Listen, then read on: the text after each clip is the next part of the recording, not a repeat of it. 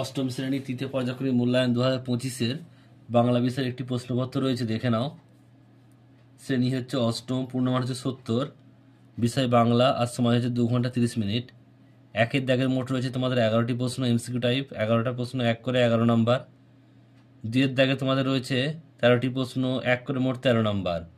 প্রশ্ন একটু দেখে নাও, খুবই গুরুত্বপূর্ণ এবং ভালো প্রশ্ন রয়েছে, তোমাদের পরীক্ষার জন্য খুব ইম্পর্টেন্ট। নেক্সট দেখো, তোমাদের রয়েছে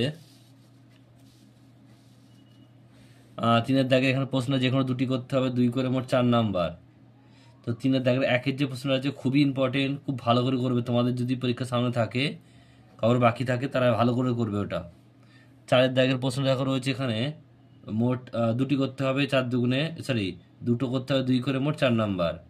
5-এর দাগের এখানে তিনটি, একটা করতে হবে দুটোর মধ্যে, 3 নাম্বারের। এরপর রয়েছে 6-এর দাগের প্রশ্ন দেখো রয়েছে এখানে, যে কোনো দুটি করতে হবে, 5 করে মোট 10 নাম্বার। এরপর তোমাদের 7-এর দাগের এখানে রয়েছে দেখো, যে কোনো দুটি করতে হবে, 5 করে মোট 10 নাম্বার। 8-এর দাগের যে কোনো একটি প্রশ্ন করতে হবে, 5 নাম্বার। 9-এর দাগের যে কোনো একটি করতে হবে, 4 নাম্বার। 10-এর দাগের যে কোনো একটি রচনা করতে হবে, 6 নাম্বার।